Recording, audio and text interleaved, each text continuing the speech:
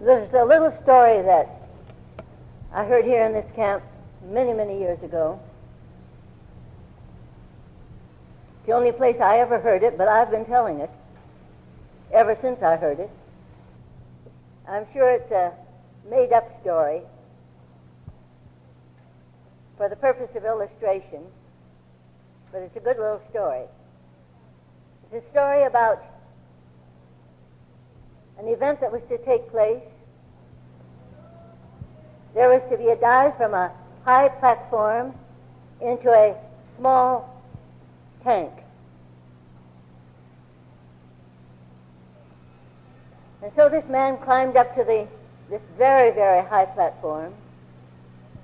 The tank was below him, but it was so small. And of course he would have to hit it exactly.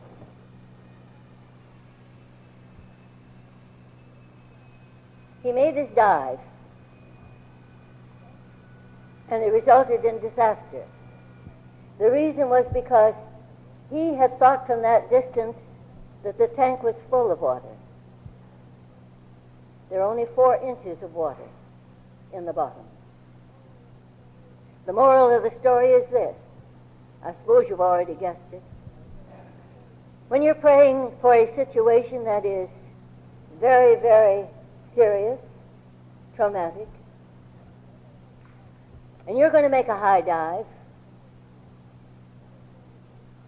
it's going to be an experience for you because you've never tackled any problem quite so large. You want to make sure ahead of time that there's more than 4 inches in the bottom of the tank. In other words, more than 4 years, for example, of experience in prayer. More than 4 years, not 4 inches, of experience with Jesus.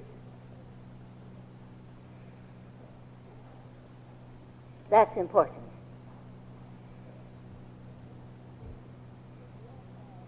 Of course, we all cry out to him for help in a serious situation, whether we have a background in prayer or not. But the life of a person who wants to help people,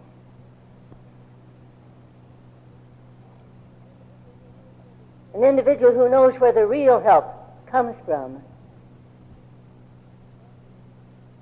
that individual builds up a tremendous reservoir of experience, of friendship and fellowship with Jesus, of knowing the Scriptures.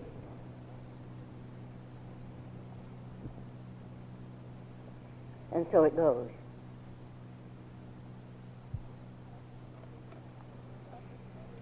I'm going to talk this morning about fear and love.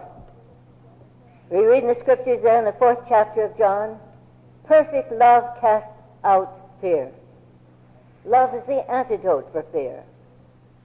And I suppose more people are filled with fears, many of them nameless fears, than any other one thing. Fear bugs us all. But perfect love, God's love, drenching a situation and drenching us, saturating us, infiltrating us, and infiltrating the situation, casts out all fear, all concern. Because if we love God, we trust Him. We trust His promises.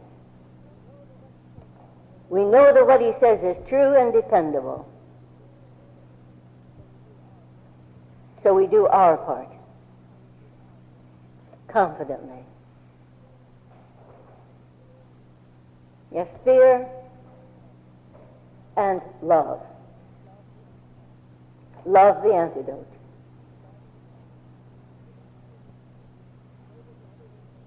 The greater the fear, the more continuous the flow of perfect love. I'm going to get out on the end of a limb this morning, talk about something I don't know very much about from the same angle that one individual in this group knows it. I'm going to talk about flying, and there's a pilot present. And for me, that's dangerous. But I trust him, our pilot here. We sing the song, "Let go and let God have his wonderful way." Let go and let God have his way. What's that line about burdens? Your burdens will vanish, your night turn to day.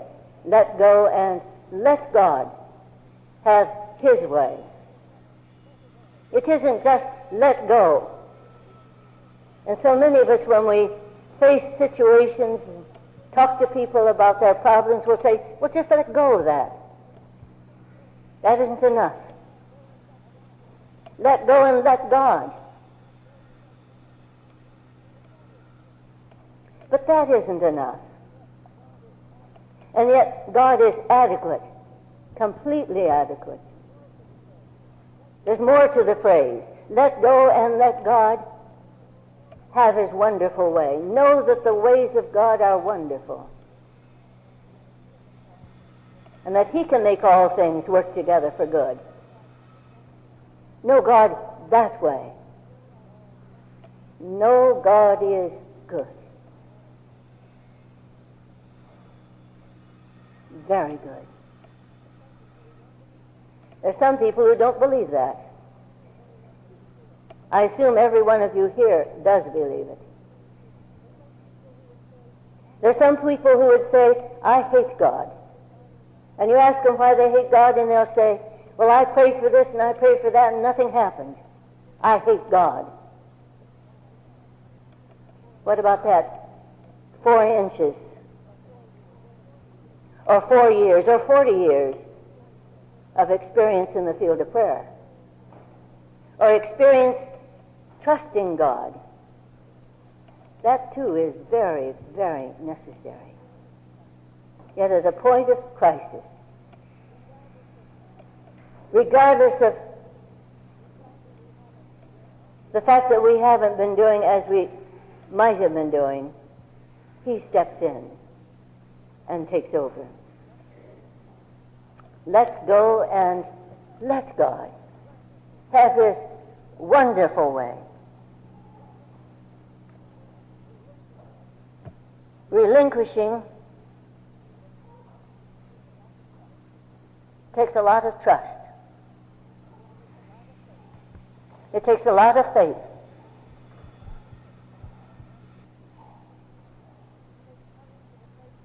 It takes coming to the place where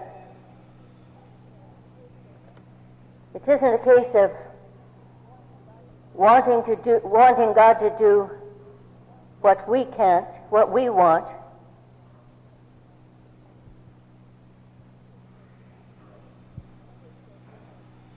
but a case of wanting to do what God wants and can do. Yes, I said I was stepping out on a limb. And it's a big step. Roland and I have flown, at least I've flown well over 1.5 million miles in all kinds of planes, and I mean all kinds, and in all kinds of conditions. I mean the condition of the plane. Plus weather conditions. You climb aboard some of these little tiny planes in some foreign countries and you look around and you wonder whether it's possible for that to stay up in the air. And some of them don't.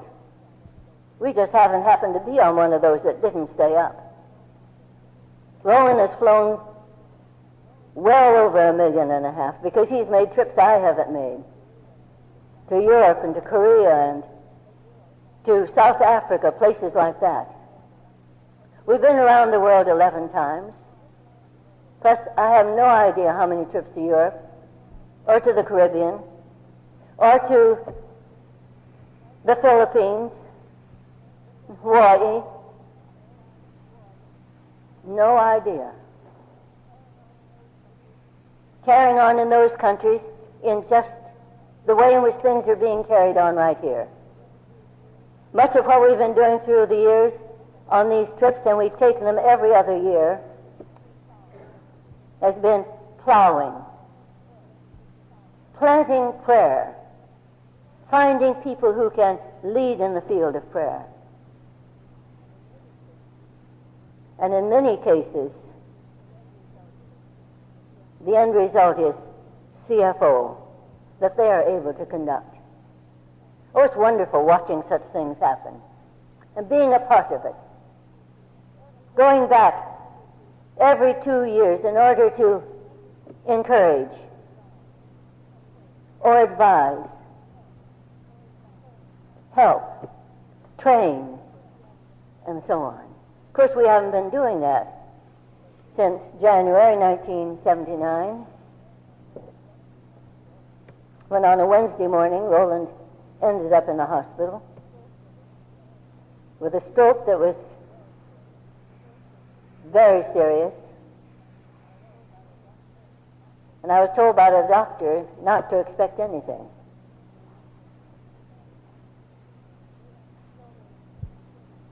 He told me late afternoon of that day, the stroke had been early in the morning, he said, if he lives an hour, that's a plus. If he lives 24 hours, that's a plus. Then he told me what the situation was, the nature of the stroke, what was happening, this hemorrhage that was going on. He said there's no way to stop that hemorrhage. And of course that hemorrhage in the brain is blocking out certain portions of the brain. And of course those portions that are blocked out control certain actions, control certain things. And the doctor said there's no way for that bleeding to stop. No way for that accumulation of blood to be eliminated. Well, he lived the night. And the next morning, he saw me again.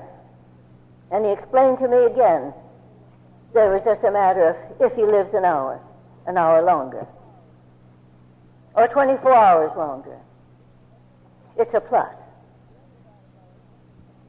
The end of that day, he saw me again, and again he reminded me. I think he thought I wasn't taking him seriously.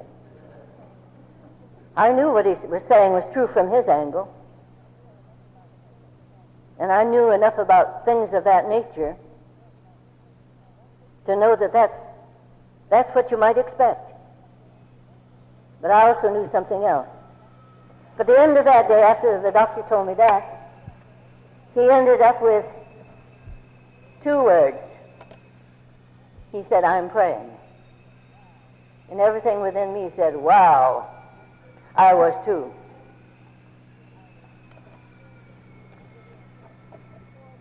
And within 4 days, they started physical therapy. They wouldn't have started the physical therapy if they thought there was no use. At the end of 2 weeks, he was in a rehabilitation hospital over near where Dave lives, in Wheaton. At the end of 2 more months, they dismissed him. Nothing but outpatient care from there on. At the end of October of that year, no more outpatient work, and we've continued as our variety of physical therapy. And we've been carrying on with that. What we're doing right now is learning how to walk. He had to be in the hospital last August for 10 days. He woke up one morning complaining of a pain in his chest. And so I tried to get a hold of the doctor. It was a Sunday. The doctor wasn't available. I tried to get a hold of a physical therapist. Not available, someone I knew. I tried to get a hold of a home nurse. She wasn't home either.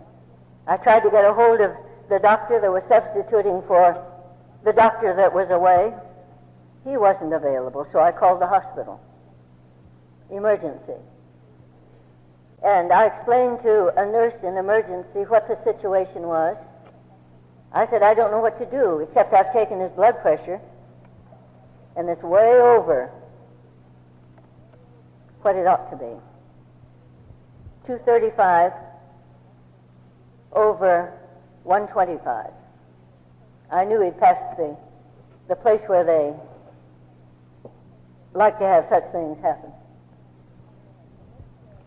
And the nurse said, well, if he were my husband, I'd bring him into emergency.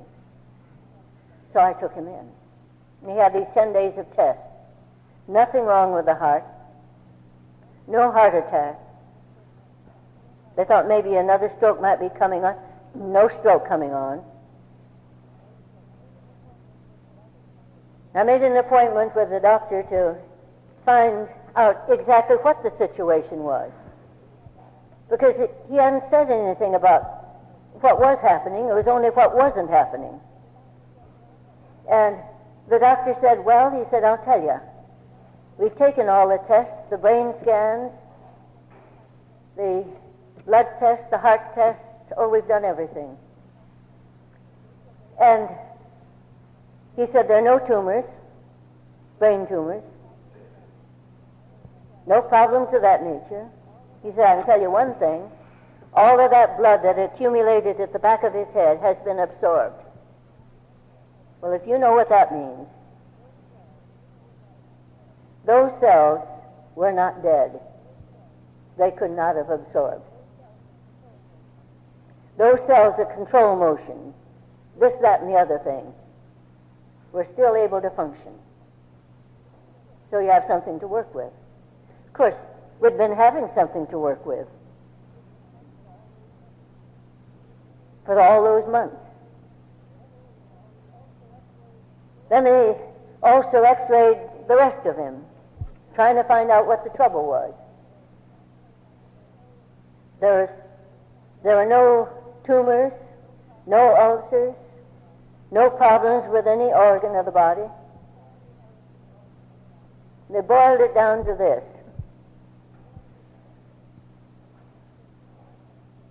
And I'm not sure he's going to like what I say, because he doesn't like anyone to know it. He's had 3 beautiful gallstones for about 30 years that he has lived with wonderfully. The doctor summed it up this way. Now, his wife, meaning me, will just continue some good cooking. In other words, watch what he eats. And he continues the medication he has, everything will be all right. He hadn't even had a gallstone attack. Just pain. That was the only problem. But it took him 10 days to find it out. I was happy about the report. I'm a better cook now, more careful. If you notice over in the dining room, I watch how much he gets of certain things, and it pays too. God is tremendously good. How did that blood accumulation disappear? I know. How did it stop? I know.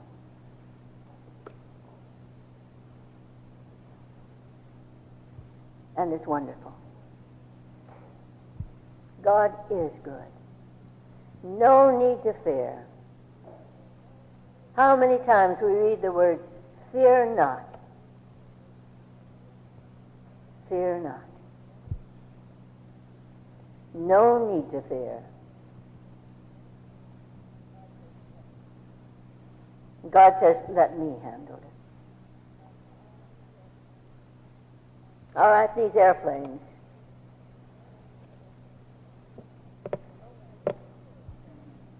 Roland has had a fear of planes, or had a fear of planes. It's all past tense now. The situation was taken care of way back in 1948, the first time we flew. He was afraid of flying, a regular phobia. And he describes the situation in this way. When he was just a young fellow, he was at a conference in Indiana,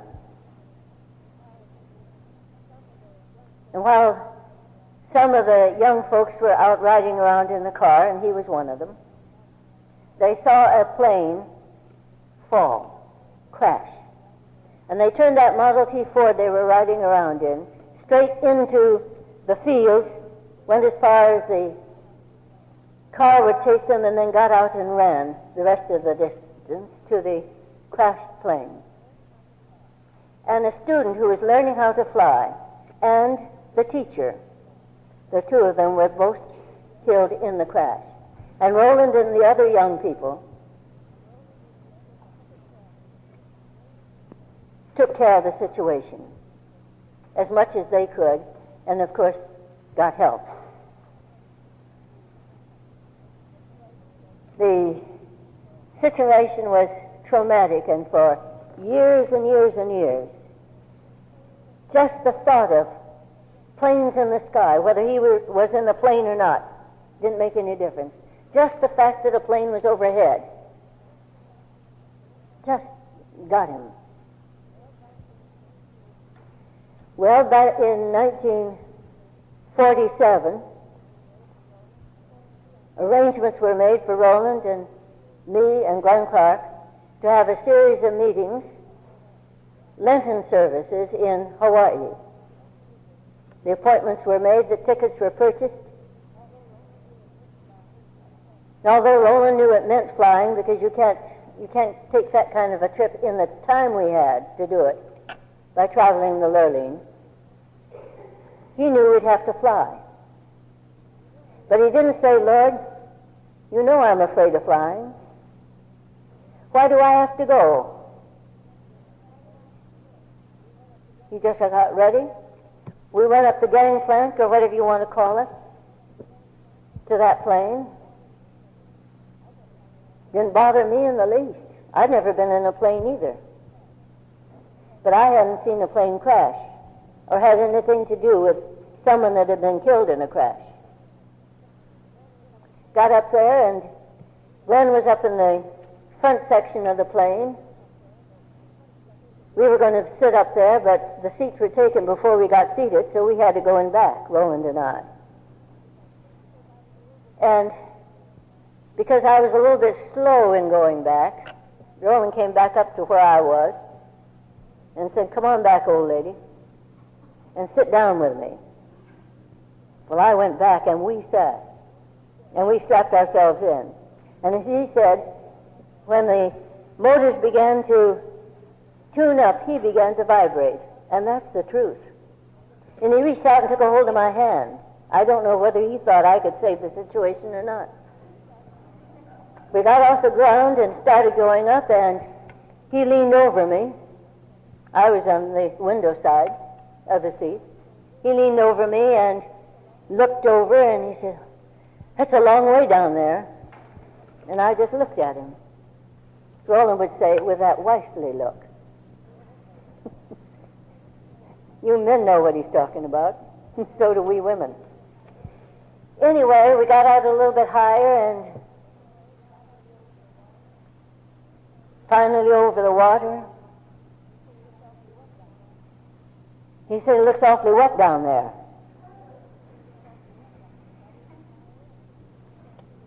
Got even higher, and he looked again. And he said, it looks awfully cold down there. And this time I said to him, Roland, what are you afraid of?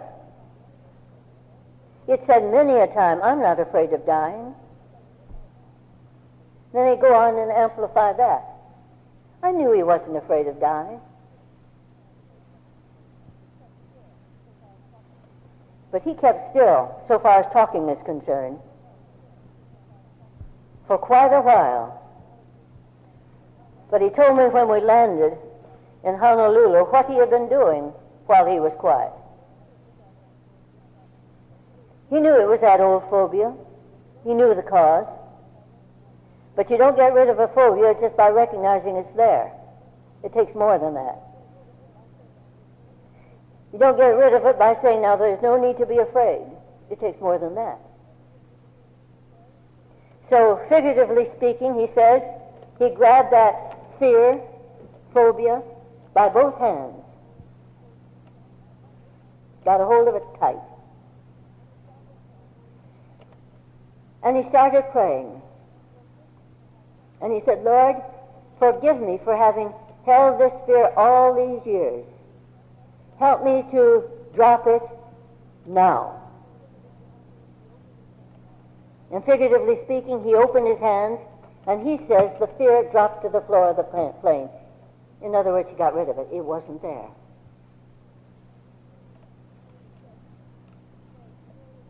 And he says, here he was, way up above the clouds, in one of those strata cruisers before the jet age. And he said it was just wonderful, way up there, no fears. But the fear was back in 30 seconds. And he says that little imp that accompanies him was saying, it didn't work, did it? And he answered it saying, yes, it did work. And if it works once, it'll work again. So he grabbed that fear, both hands again, closed his eyes, and prayed again. Father, forgive me. No, Father, thank you for helping me to get rid of that fear once. Help me to do it again. He says again, that fear dropped to the floor of the plane. And again he was free of it for a little longer period of time. In 2 minutes it was back again. It didn't work, did it? It didn't work. And he said, yes, it did work. And again, and again. 30 seconds to begin with, a couple of minutes, 5 minutes, 10 minutes. The intervals in between kept getting longer and longer and longer. And when the plane came down in Honolulu, there was no fear left. And there's never been a fear since of planes. And because he thinks that way, why, of course, I think that way too. I've learned from him. In case a situation does arise. And there have been situations. And I'm going to talk about some of them.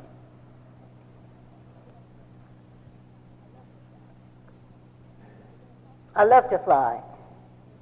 In a passenger seat. I know nothing about the pilot's seat or any of the crew. Just a passenger. I love to fly way up above the sky, the clouds.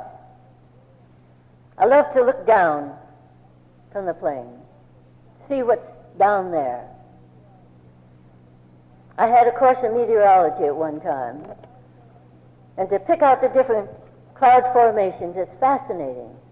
Up where you can tell the difference between your cirrus clouds, those feathery, fine clouds, or the nimbus, or the stratus, or the cumulus, or the thunderheads that build and build and build. It's fun. Just seeing an illustration out there in front of you of what you've read in a textbook or heard in a lecture hall. I love to look down from a plane when we're flying over land. I like to hunt for the mountaintops.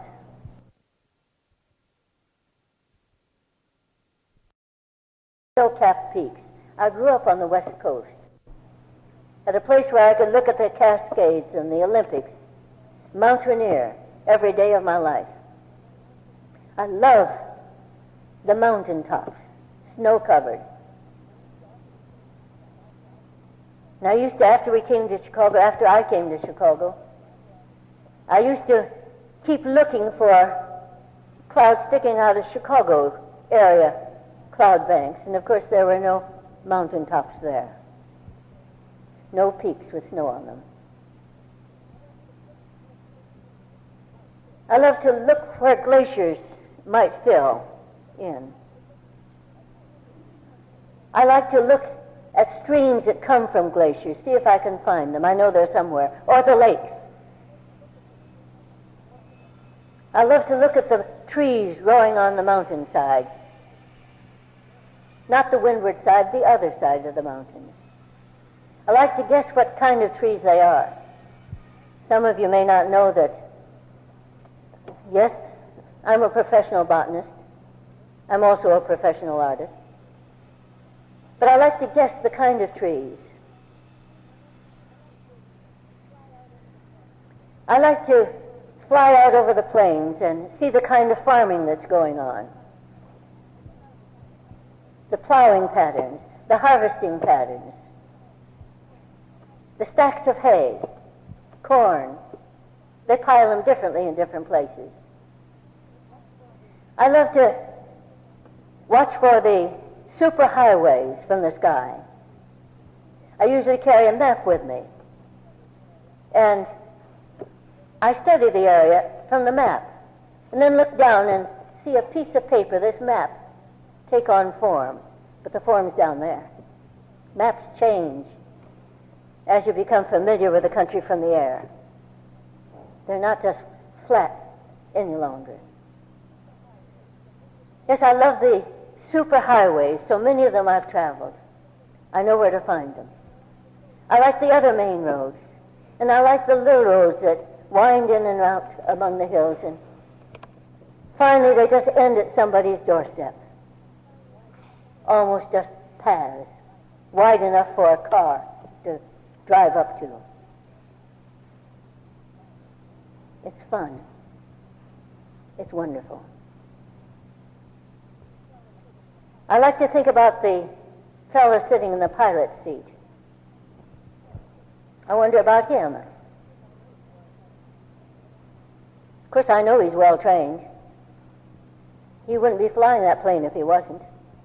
I know the rest of the crew are well trained. They wouldn't be flying the plane either. Not permitted to. So I know they're trustworthy. But I like to think about him. The man in the pilot's seat. And the stewardesses going up and down the aisle. What kind of people they are. It shows in times of crisis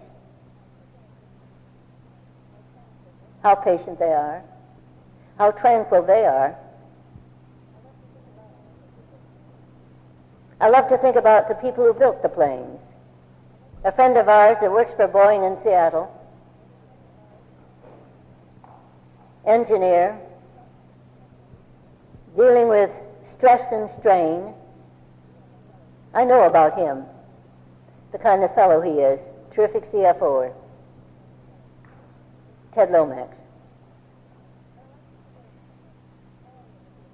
But I like to think of all of the people who might construct planes.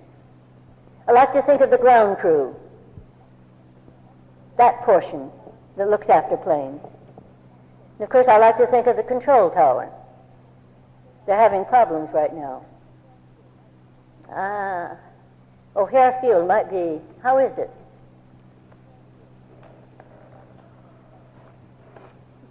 Of course, I don't know whether that strike's still on or not.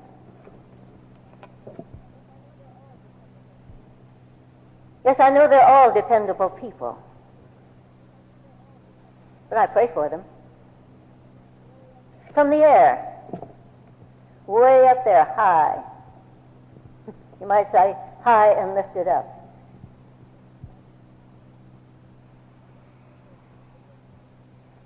But what do you do if there are problems? What if while you're up there you become aware suddenly of the fact that there's an awful lot of heavy cloud and you're having to fly through it?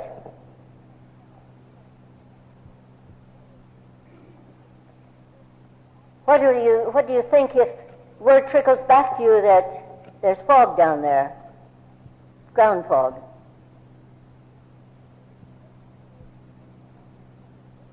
What do you do if, by some chance, and this happened to me, word trickles to you direct that you have landing gear problems, like we had on a trip from Paris to the United States back in 1950. I brought a plane load of people back from Europe, We'd been on a prayer pilgrimage through Western Europe together.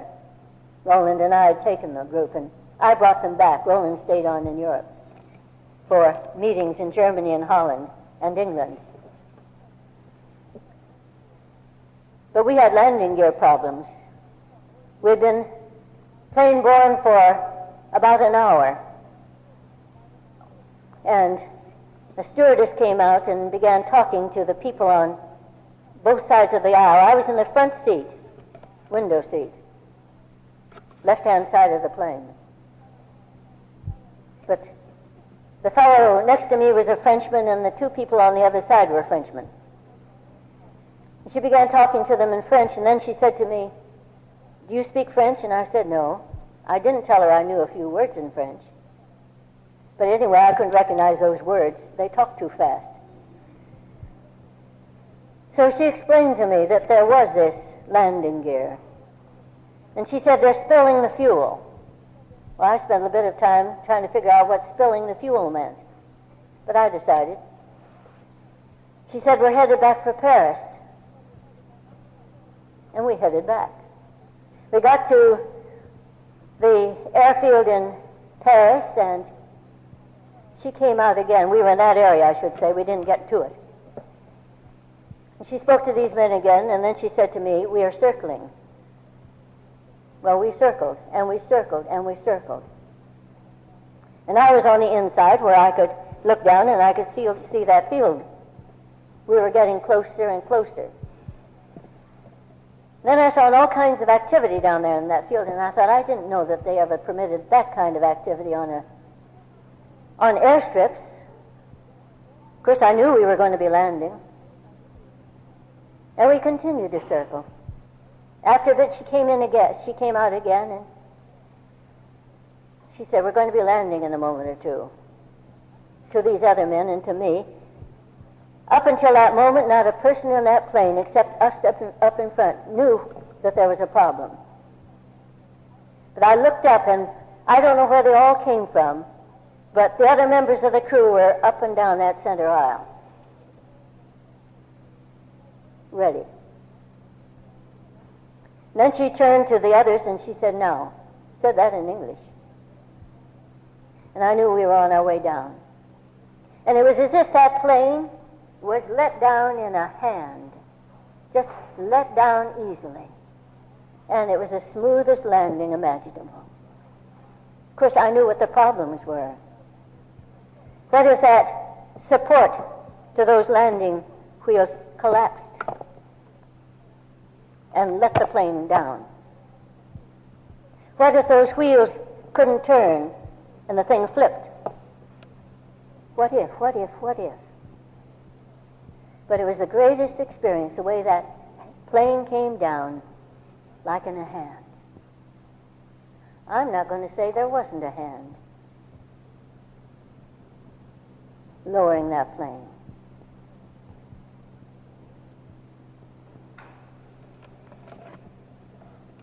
Another trip. Coming back from Europe, we've been flying all night. I was traveling alone on this trip also. We'd left London, and of course the sun is on one side. You get your sunsets longer. They last a long, long time from the air. And after a while, words came over the speaker system that if we'd only look outside the plane, the propellers were standing still. The other propellers were working. One engine was not functioning. Well, it's kind of strange to sit and look at that for a while. He said, we can't stop at Gander, we'll have to go on. And they were looking for a place where they could get parts, repairs, somewhere up in Newfoundland. I've forgotten the name of the place. We flew on, and after a while, the sunrise now was on the other side. And I knew we were headed back. We landed in Gander. Perfectly wonderful. But what if I had been afraid? What if the people there on the plane had been afraid? Afraid that 3 working engines wouldn't hold that thing up in the air. I imagine some of the folks had problems. And they had to be letting go and letting God. And in some way trying to find out that the ways of God are wonderful and He can handle it. God is tremendous. As you have mechanical difficulties, you have weather problems, all kinds of situations.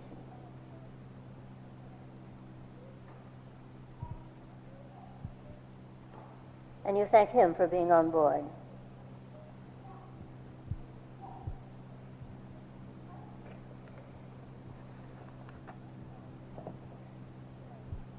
There's a story that's told, passed around. I suppose you've all heard it. There's a plane load of passengers ready to take off from New York to London. And they were airborne. And after they were airborne, a voice came over the loudspeaker system saying, "We're trying a new thing today. First time. The plane is being flown by automatic control from the ground. There are no pilots aboard, no stewardess, no assistance of any kind. Just relax, sit back, take it easy. There's not a single thing that can go wrong. Go wrong. Go wrong.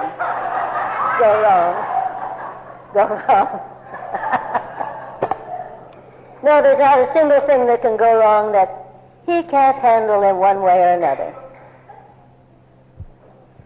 And remember this, if everything else doesn't go what you think ought to go, all things work together for good. Eventually, Lord. What is the end? Heaven. All things work together for good. To those who love Him, to those who are called according to His purposes. He's great. And we all know it. I've been told that, of course I know that there are manual controls that the people up front in the plane take care of.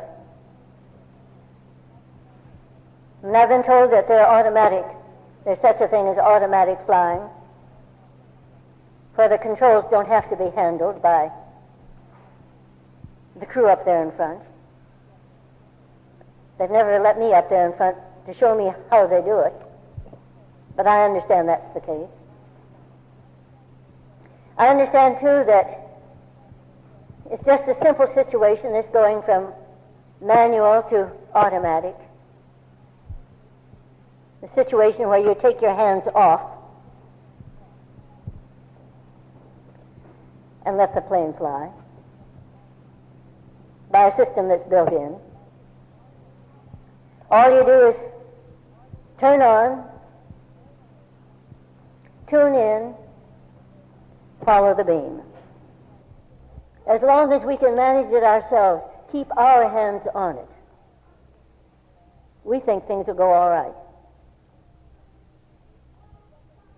But the second that we have to take our hands off,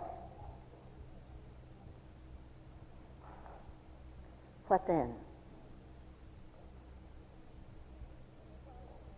When you're flying in a plane, particularly on these little planes, you're so close to the ground. You can see where you're going. You don't have to have all of this very expensive equipment aboard and all of that.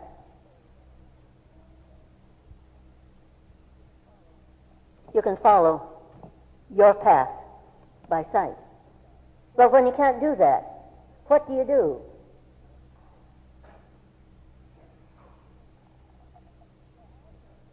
There are things that are confusing and confounding. But it's the same thing.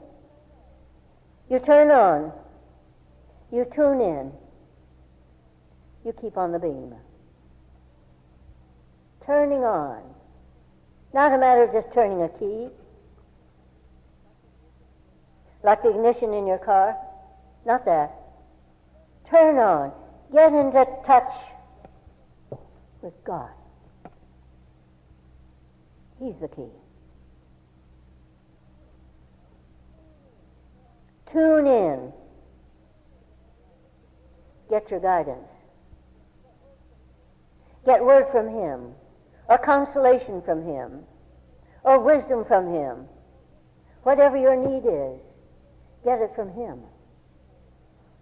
He knows the way. He's able,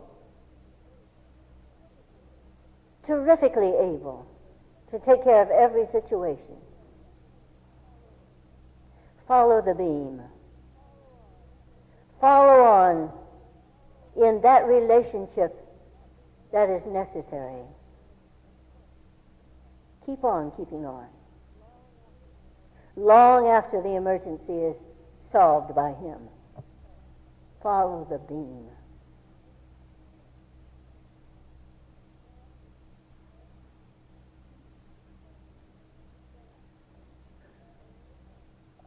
And it's wonderful. The way He takes care of everything. And you can trust Him completely. You can trust Jesus completely. You can trust the Holy Spirit completely. At the beginning, I think I've got time to finish what I had in mind. I said it was a matter of love and fear. Love being the antidote for fear.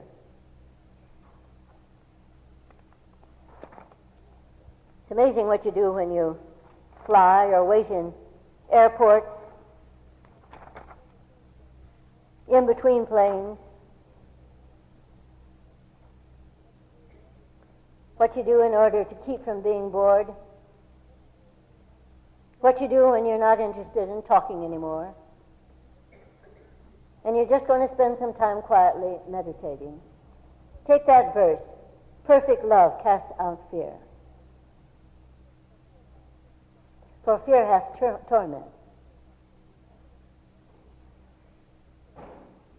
And of course, he that feareth is not made perfect in love. Frequently I play a game that's called the alphabet game. It takes on different forms depending on what the situation is. I use the letters of the alphabet to guide me. It could be, I'm just quoting scripture. I think of all the scriptures I can beginning with the letter A. Or I think of words that describe Jesus beginning with the letter A. Go on to B, C, all through the letters of the alphabet. But this connected with fear. Perfect love casts out fear. Perfect love abounds in grace, the letter A, abounds. Fear demoralizes. Perfect love accepts. Fear rejects. Perfect love adds, multiplies. Fear subtracts, detracts. Perfect love advances in confidence. Fear pulls back. Perfect love is altruistic. Fear is selfish. Perfect love attracts. Fear repels, pushes away. The letter B. Perfect love blesses. Fear curses. Perfect love builds up. Fear pulls down. Perfect love builds a bridge, a door, a path. Fear puts up fences, walls, barriers. Perfect love believes the best. Fear believes the worst. Perfect love broadens, deepens. Fear narrows, shrinks. Perfect love beautifies. Fear distorts. Perfect love blends, brings into oneness. Fear isolates. Perfect love brings trust. Fear brings suspicion, doubt. Perfect love communicates. Fear is silent, dumb. Perfect love creates hope, new life. Fear deadens, destroys. Perfect love cares. Fear is unconcerned. Perfect love calms. Fear agitates. Perfect love cheers. Fear finds fault. Perfect love has compassion. Fear is cold. Perfect love gives courage. Fear makes cowards. I'm just going through the ABCs. Get out a piece of paper someday and a pencil and you start in on perfect love casts out fear. And build your own alphabet on after ABC into D, E, F, G, H, I, J, K, and on. Now I'll tell you, by the time you finish, you'll have a different appreciation of the fact that perfect love does cast out fear. Because you've named some of the fears. And also you have named ways in which you can love. But of course, the real lover is the one who really takes care of fear completely. Let's close with that same verse that Dell read this morning in Meditations, and that was a terrific period we had this morning, just as all the periods have been terrific. Paul's prayer, found in Ephesians, the 3rd chapter. I'm going to read verses 14 through 19. Paul is praying, "For this cause I bow my knees unto the Father of our Lord Jesus Christ, whom the whole family in heaven and earth is named, that he would grant you," and there's a timelessness about this, it includes us too, "that he would grant you, according to the riches of his glory, to be strengthened with might by his Spirit in the inner man." That's where we get real strength. The strength that conquers in every situation. That Christ may dwell in your hearts by faith, that ye, being rooted and grounded in love, might be able to comprehend with all saints. And of course you realize you're saints, aren't you? But Rufus Mosley would have said you're saints in the making. You're in the process of becoming saints. We are called to be saints. May be able to comprehend with all saints, and of course there's a world full of saints outside of this room. There's a world full of saints elsewhere too. May be able to comprehend with all saints what is the breadth and length and depth and height. Breadth, length, depth, height. I'm so glad they put that word height last.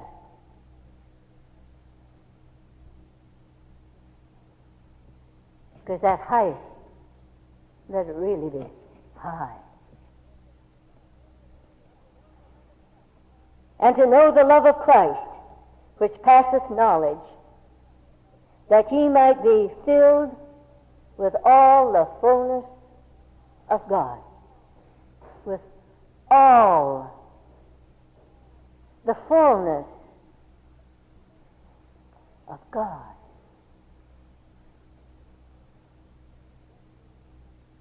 Just one bit of advice. In any situation in which you are afraid, fly higher.